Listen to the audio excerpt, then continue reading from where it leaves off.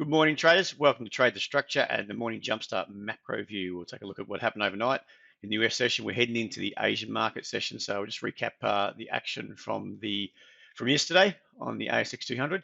We'll start with that, and then we'll work our way across to the other charts. So, just a technical view. So to start with, let me just get up some news here. All right, you had kicked off the session the US PPI come out, and that was a lot stronger than expected. So really, that should be weighing on the market with regards to inflation and interest rate rises. But it was all about last night. It was all about Ukraine and Russia, pulling out of pulling out of the borders and just sending the tanks back home again. So the market reacted up. It took off.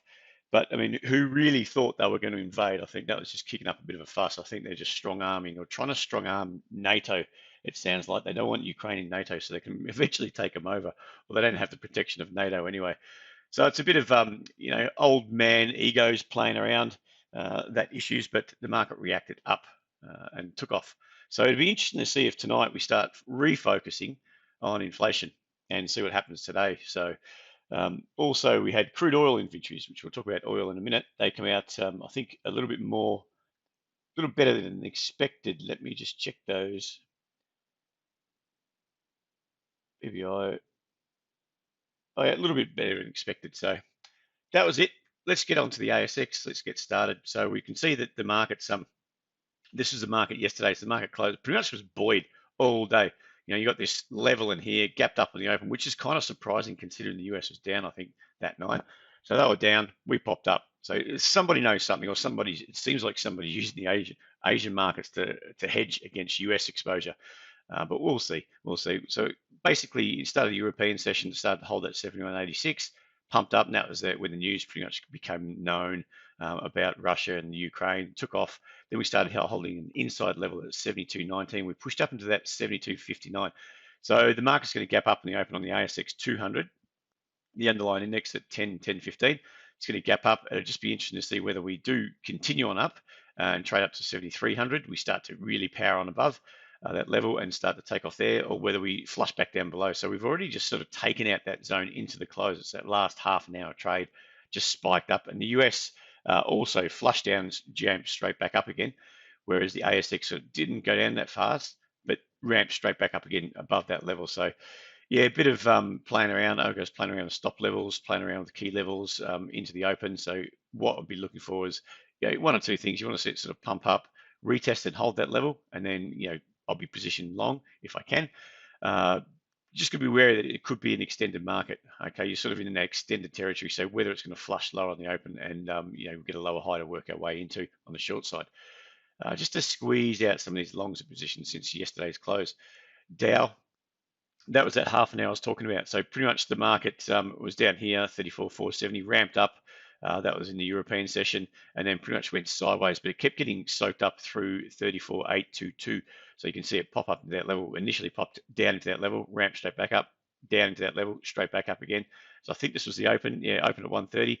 So it was straight back down, ramp up, straight back down, supported there, supported into the level, supported again. So that was the last half an hour into the close at 8 a.m. Sydney time. It pretty much dropped 130 points or so, then ramped straight back up 160 points, all within that half an hour. So, they're supporting that level. Whether they're going to let it, they want to ramp it higher, or whether they're going to let it fail off 35,005 today into the Asian session, into the European session, and then we see a bit of a sell-off again tonight. There's still rate rises, that concern about rate rises, capping growth, all that sort of stuff, and inflation is very much around and it's stronger than they expect. So the market's still tentative with regards to that and tentative to take off. All right, go on to the US tech. So that was pretty much all one-way action. Got ramped straight up in the European session, held a bit of a sell-off. Below that 14,502, we held into around 14,455 and then ramped up into the close. Took out this it's a minor level at 14,590. So whether we back and fill a bit, hold a higher low and go up again tonight, or whether we sort of fail below this level at 14,590 off a lower high and head back down again. But that leg up is extended. You come into an area where if it's going to be a sell, it's probably going to be somewhere around this zone. If it's not, it's going to ramp straight back up again. Okay, the DAX, The DAX obviously is being reacting off that 14,877 area. The trend is down. Longer term trend is down. We could probably just flick over to a daily just to see what it looks like.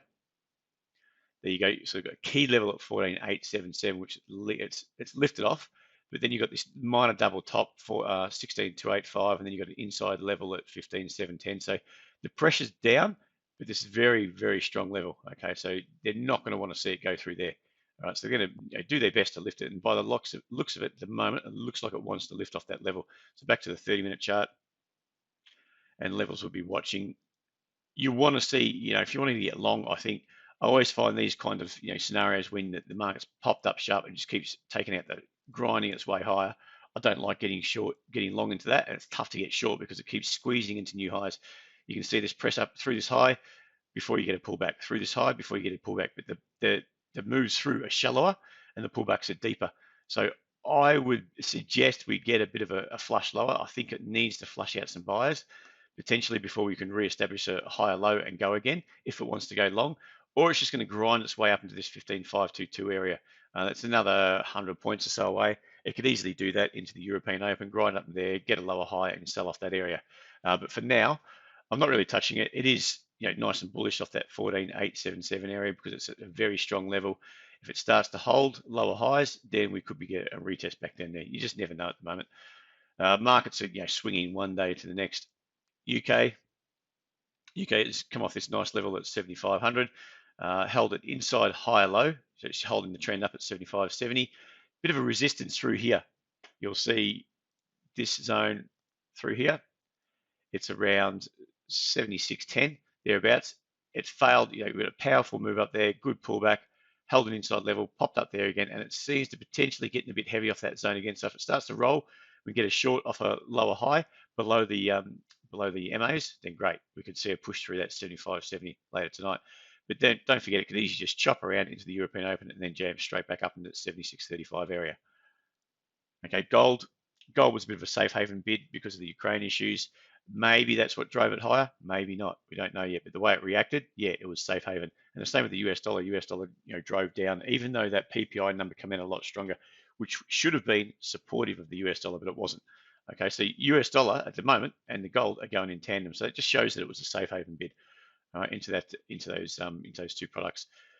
Gold smacked back down off 1873 into 1848. We've just flushed that level. Whether we get a lower high and come back down, we do something like this scenario, or whether we start to grind our way back up again. Now, if it's going to go like it did before US dollar rallies, you would expect gold to go down, okay? And if US dollar goes down, you expect gold to go up. So if it falls back into that scenario, which is traded previously, up until we got that safe haven bid because of Ukraine. So at the moment, I don't really want to do anything. You're into a level here. I wouldn't be looking for a longs, potentially a long through that high at 1856, expecting it to grind its way back up again, but it could just be a flush and then drop. So you just got to be wary of this one here. US crude again, get bought up. Whether it did get bought up on the back of Ukraine or not, it's harder to believe, but it definitely reacted lower off that Ukraine news. Okay, as Russia have walked away for a bit, well, for a little while anyway.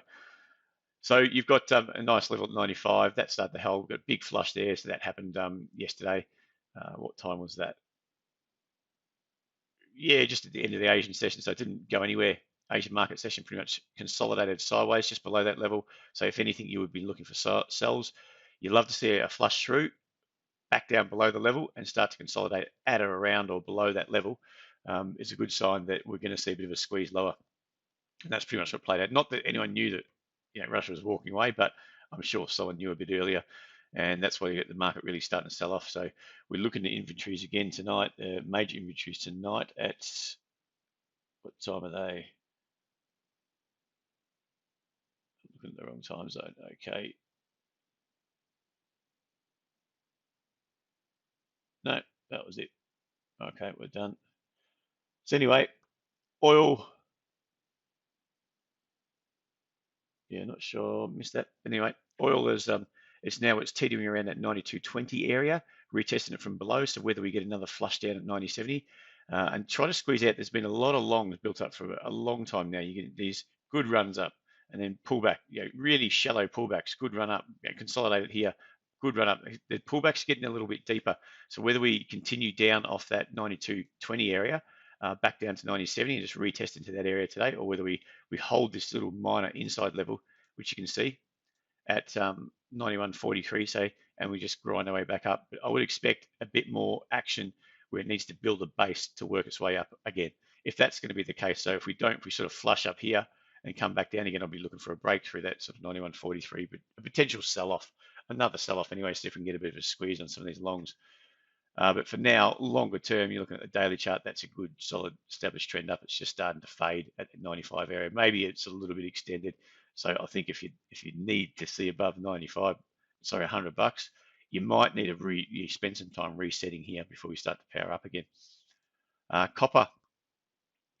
So longer term, we've seen this chop. We've seen this level of it's around that 95 area hold, and then we held this level around 95, 97.52, and then we've just failed off these highs into that daily high, I think it was, daily level up here, failed there, starting to hold up again, hold some short-term high lows, but there's no reason why this couldn't, we got this kind of action here. It's a grind up.